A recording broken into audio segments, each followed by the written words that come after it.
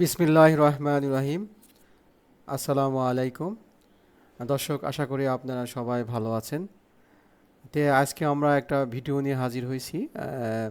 আমরা যে টাঙ্কিটা তৈরি করছি সেখানে মাছের পোনা নিয়ে আসছি। আজকে আমরা 1200 লাইনের মাছ নিয়ে আসছি ব্রাক থেকে। সেইগুলো আমরা দেখাচ্ছি এখানে ছাড়বো এখন। মামা এইগুলো নিয়ে আসছে ব্রাক থেকে, ব্রাক নার্সারি সেন্টার, পাবনা কুসিমারা থেকে নিয়ে আসছে। সেখান থেকে নিয়ে এসে মোট আমরা এখানে পোনা নিয়ে আসছি 5,000, 9 ব্যাগ, 9টা ব্যাগ। মামা একটা একটা করে মাছটা রিলিজ করছে, মানে পানিতে ছেড়ে দিচ্ছে। দেখেন মাছগুলো কত সুন্দর। এখানে মানে খুবই চালু। তারা অক্সিজেন ব্যাগে করে মাছটা আমাদেরকে দিয়েছে। আমরা সেটাই এখানে ছেড়ে দিচ্ছি। দেখেন, আপনারা দেখেন কত সুন্দর মাছ, কি চালু, মানে কত সুন্দরভাবে দৌড়ায় চলে যাচ্ছে নতুন পানি পেয়ে। মানে খুবই সুন্দরভাবে মাছটা পানিতে মানে চলে যাচ্ছে। দেখেন, দেখেন আপনারা, খুবই সুন্দর লাগছে। আমরা মাছটা আসলে আমি জানি না এই মাছটা আসলে কতটুকু কেমন হবে। আমাদের টার্গেট 1,000 1200 লাইনে যেহেতু আমরা মাছ নিয়ে আসছি, আমাদের টার্গেট হলো এই মাছগুলো আমরা 100 গ্রাম পর্যন্ত এখানে তৈরি করার চেষ্টা করব। যে মাছের গ্রোথ যখন, ওয়েট যখন 100 গ্রাম হবে, তখন আমরা এইগুলোকে আমাদের পাশেই যে আমাদের একটা ছোট্ট পুকুর আছে, আমাদের 1 একরের একটা পুকুর আছে, সেইখানে মাছগুলো আমরা কালচারের জন্য স্টক করব। আমাদের এখন ওইখানে 5,300 পিস তেলাপিয়া আছে।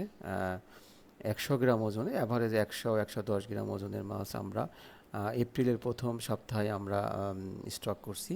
তো ওইগুলো যখন আধা কেজি 600 গ্রাম হবে, তখন ওইগুলো আমরা সেল দেব। আমাদের পুকুরের পাড়ে পাইকিরা আসবে, তাদের কাছে আমরা সেল করব। সেল দেওয়ার পরে আমরা এই এখন যে মাছগুলো আমরা এখানে ছাড়ছি, সেইগুলোকে আমরা ওই আমাদের যে কালচার পুকুর, সেই কালচার পুকুরে আমরা এখান থেকে ছেড়ে দেব, স্টক করব। তে আমরা মূলত এখানে ইনিশিয়াল অবস্থায় আমাদেরকে ইনস্ট্রাকশন দিয়েছে ব্র্যাক থেকে যে আপনারা 750 গ্রাম, 750 গ্রাম প্রতিদিন পাউডার, একদম পাউডার যেগুলো হচ্ছে প্রোটিন, 40 থেকে 45% প্রোটিন সমৃদ্ধ খাবার, সেইগুলো আপনারা খাওয়াবেন। হ্যাঁ, আমরা ওইগুলোই নিয়ে আসছি। 5 ব্যাগ আপাতত নিয়ে আসছি, 5 কেজি নিয়ে আসছি।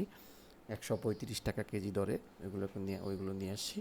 আমরা ওইগুলো খাওয়াবো। তো আজকে খাবারটা আমরা দেব না, আমরা আগামীকাল সকাল থেকে এই খাবারটা দিব। আর এই পুকুর প্রস্তুতির সময়, এইখানে সরি, এই নার্সিং এই হাউসের প্রস্তুতির সময় আমরা কিছু চুন ব্যবহার করছিলাম। ইনিশিয়ালি চুন দিছিলাম, পানি দেওয়ার পরে চুন দিয়েছি। চুন দেওয়ার একদিন পরে আমরা এই মাছটা নিয়ে আসছি। মাছটা এখনও একটা মাছও আমাদের নষ্ট হয় নাই, কাটে নাই। মানে একটা মাছও নষ্ট হয় নাই, সব মাছই ভালো আছে। আর আমাদের টার্গেট 100 গ্রাম এই করা মাছটা। তাই আসলে দেখা যাক কত বড় পর্যন্ত করতে পারি। আর প্রতি 1 সপ্তাহ পর পর আমরা এখান থেকে পানিটা চেঞ্জ করব।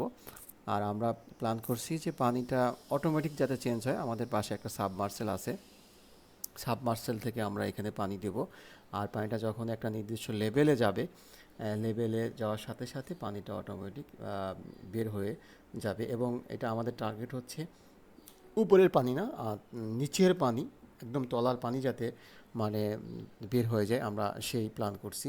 কারণ হচ্ছে মাছ খাওয়া দিলে প্রসাব পায়খানা করে, পানিটা নষ্ট হয়ে যায়। এই জন্য তলানিতে, মানে মাছের একদম ইয়ের তলে, পুকুরের তলে, এবং এই আমরা যে হাউসটা তৈরি করছি, হাউসের নিচের অংশে ওই খাবারের উচ্ছিষ্ট অংশ প্লাস মূলমূত্র, মূত্র, মূত্র এগুলো থাকবে। সেইগুলোকে যাতে আমরা অটোমেটিক নিষ্কাশন করতে পারি, তাহলে মনে হয় অ্যামোনিয়াটা কম হবে, এবং অ্যামোনিয়া কম হলে আপনার গ্যাস হবে না। আর অক্সিজেন শর্টেজের জন্য আমাদের একটা অ্যারেটর আছে, আমরা সেই অ্যারেটরটা ইউজ করব। যখনই অক্সিজেন শর্টেজ হবে আমরা সেই অ্যারেটরটা চালিয়ে দেব।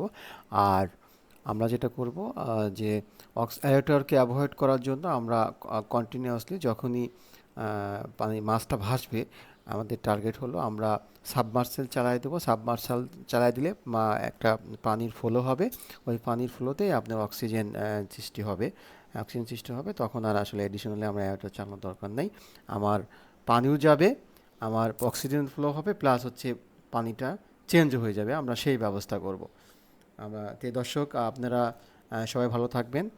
আর প্লিজ আমাদের ভিডিওটাকে লাইক করেন, সাবস্ক্রাইব করবেন, আর আমাদের পাশেই থাকেন। প্লিজ দয়া করে আমাদের ভিডিওটাকে সাবস্ক্রাইব করেন, প্লিজ প্লিজ প্লিজ। আপনারা, আবারও বলছি, আপনারা ভালো থাকেন, সুস্থ থাকেন। আসসালামু আলাইকুম।